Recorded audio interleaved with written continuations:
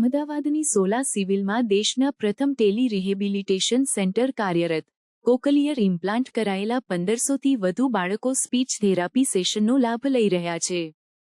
અમદાવાદની સોલા સિવિલ હોસ્પિટલમાં દેશના પ્રથમ ટેલી રિહેબિલિટેશન સેન્ટરનો શુભારંભ 3 ઓક્ટોબર 2024ના રોજ કેન્દ્રીય ગૃહ અને સહકાર મંત્રી અમિત શાહના હસ્તે કરવામાં આવ્યો હતો.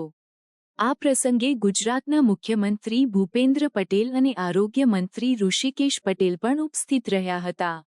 આ સેન્ટર સરકારી સંસ્થામાં શરૂ કરનાર ગુજરાતને સમગ્ર દેશમાં પ્રથમ રાજ્ય બનાવે છે. સોલા સિવિલ હોસ્પિટલ સ્થિત ઓડિયોલોજી એન્ડ સ્પીચ લેંગ્વેજ પેથોલોજી કોલેજના આધુનિકરણનું પણ લોકાર્પણ કરવામાં આવ્યું હતું. કોકલિયર ઇમ્પ્લાન્ટ કરાયેલા બાળકોને રિહેબિલિટેશનમાં સ્પીચ થેરાપીની તાકીદે જરૂરિયાત રહેતી હોય છે. અગાઉ ગુજરાતના વિવિધ વિસ્તારોમાંથી બાળકોને આ થેરાપી માટે અમદાવાદની સોલા સિવિલ હોસ્પિટલમાં આવવું પડતું હતું, જે મુસાફરીના ખર્ચ અને થેરાપીના અભાવને કારણે મુશ્કેલ બનતું હતું. ટેલી રિહેબિલિટેશન સેન્ટર શરૂ થવાથી હવે જિલ્લા સ્તરે ડિસ્ટ્રિક્ટ અર્લી ઇન્ટરવેન્શન સેન્ટર ખાતે કોકલિયર ઇમ્પ્લાન્ટ કરાયેલા બાળકોને સ્પીચ થેરાપી સેશનનો લાભ મળશે. આ સેન્ટરમાં વિડિયો કોલિંગ દ્વારા સાઉન્ડપ્રૂફ અદ્યતન રૂમ્સમાં થેરાપી આપવામાં આવશે, જેમાં પીડિયાટ્રિક, ઓડિયોલોજિસ્ટ અને આરબીએસકે વર્ક્સ એક સાથે કનેક્ટ થશે. અગાઉ ફક્ત ઓડિયો માધ્યમથી ઉપલબ્ધ આ સેવા હવે વિડિયો કોલિંગના માધ્યમથી વધુ અસરકારક બનશે. આ સેન્ટર માટે સરકાર દ્વારા 25 લાખના ખર્ચે જરૂરી વ્યવસ્થા ઊભી કરવામાં આવી છે. ઓડિયોલોજી કોલેજના વિસ્તરણ અને આધુનિકરણ માટે સરકાર દ્વારા 35 લાખ ફાળવવામાં આવ્યા છે, જેના દ્વારા આંતરરાષ્ટ્રીય સ્તરના નવા 7 સાઉન્ડપ્રૂફ રૂમ બનાવવામાં આવ્યા છે.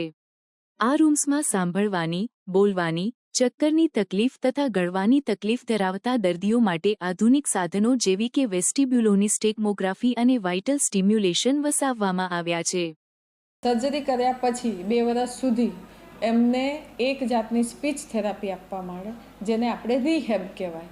હવે આ રિહેબ માટે એમને દર અઠવાડિયે અહીંયા આવવું પડે. પણ ધારો કે આ પેશન્ટ ગુજરાતના કોઈ બી અંતર વિભાગ ના હોય, એ જગ્યા ના હોય, એમને વારે ઘડીએ ના આવવું પડે. એને કારણે અહીંયા આખી એક કોમ્પ્યુટરાઇઝ આખું એક લેબ અને એક જગ્યા તૈયાર કરવામાં આવી, જ્યાંથી અહીંયાથી અમારા જે સ્પેશિયાલિસ્ટ છે સ્પીચ થેરાપિસ્ટ, એ એમની સાથે ત્યાં સંપર્ક કરે, એ બાળકોને રિહેબ કરાવડાવે અને એને પછી 15 દિવસે કે મહિને જરૂર પડે ત્યારે બોલાવડાવે. આ આખું ટેલી रिहैब एक काम है.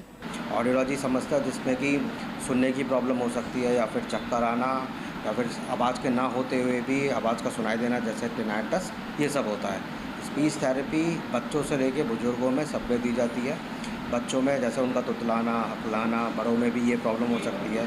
बड़ों में स्पेशली जब स्ट्रोक आ जाता है तो उसके बाद उनको बोलने में जो प्रॉब्लम होती है उसका निदान, उनको खाने में जो प्रॉब्लम हो जाती है उसका निदान, ये सारी स्पीच थेरेपी और लैंग्वेज थेरेपी का यहाँ पे किया जाता है.